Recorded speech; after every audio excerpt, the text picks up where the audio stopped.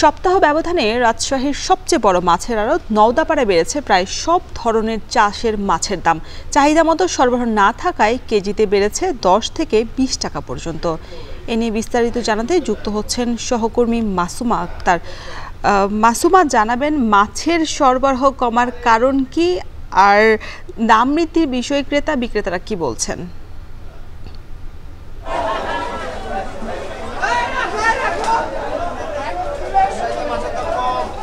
রওশন, রাজশাহীর এই আমচত্বর সংলগ্ন যে নওদাপাড়া মাছের পাইকারি আড়ত রয়েছে সেখানে কিন্তু আজকে সরবরাহ বেশ খানিকটা কম লক্ষ্য করছি আমরা, এবং এখানে কিন্তু সব ধরনের চাষের মাছ ওঠে।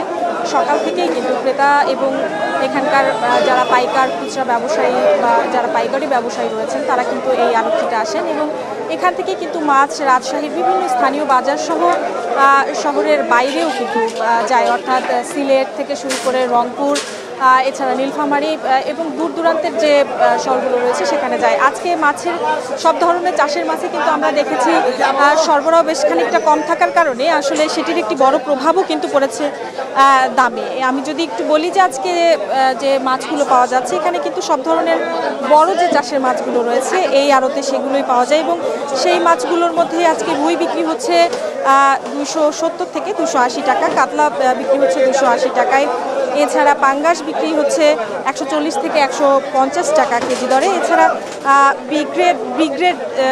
ব্রিগেড মাছ যেটি সেটি 150 থেকে 160 টাকা, মিরকা মাছ যেটি সেটি 200 থেকে 250 টাকা, তেলাপিয়া 160 থেকে 170 টাকা, কই মাছ পাওয়া যাচ্ছে আজকে 200 থেকে 210 টাকা কেজি দরে। এছাড়া গ্রাস কাপ মাছ যেটি 230 থেকে 240 টাকা, সিলভার মাছ বিক্রি হচ্ছে আজকে 160 থেকে 200 টাকা কেজি দরে। এবং এখানকার যারা আড়তদার রয়েছেন এবং ব্যবসায়ী যারা রয়েছেন তারা কিন্তু বলছেন আসলে সব ধরনের মাছেই কিন্তু এটির একটি দাম যেটি সেটি কিন্তু কেজিতে আসলে আজকে সরবরাহ কমার কারণে 10 থেকে 20 টাকা পর্যন্ত কিন্তু দাম বাড়তি দরেই কিন্তু আজকে বিক্রি হচ্ছে। পাশাপাশি আমরা দেখছি যে এখানে সকাল থেকেই কিন্তু আসলে এখানকে বিভিন্ন ধরনের মাছ নিয়ে যারা দূর দূরান্ত থেকে আসলে বিভিন্ন যে পরিবহন সেগুলো করে নিয়ে এসেছেন, এবং দাম বৃদ্ধির কারণ হিসেবে এখানকার যারা ব্যবসায়ীরা রয়েছেন তারা বলছেন যে বিভিন্ন আশেপাশের উপজেলাগুলোতে আসলে কম বেশি বৃষ্টি হচ্ছে প্রতিদিন, এবং সেই বৃষ্টির কারণে কিন্তু পুকুরে পানি বেড়েছে, এবং সে কারণে মাছ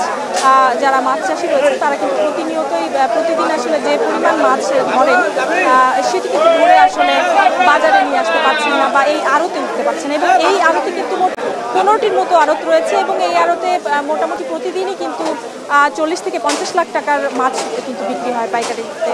এই ছিল আমার কাছে রওশন, রাজশাহীর নওদাপাড়া যে মাছের আড়ত রয়েছে পাইকারি সেখান থেকে সর্বশেষ। রাজশাহীর মাছ বাজারের খবর জানাচ্ছিলেন সহকর্মী মাসুমা আক্তার। মানিকগঞ্জের হিজুলি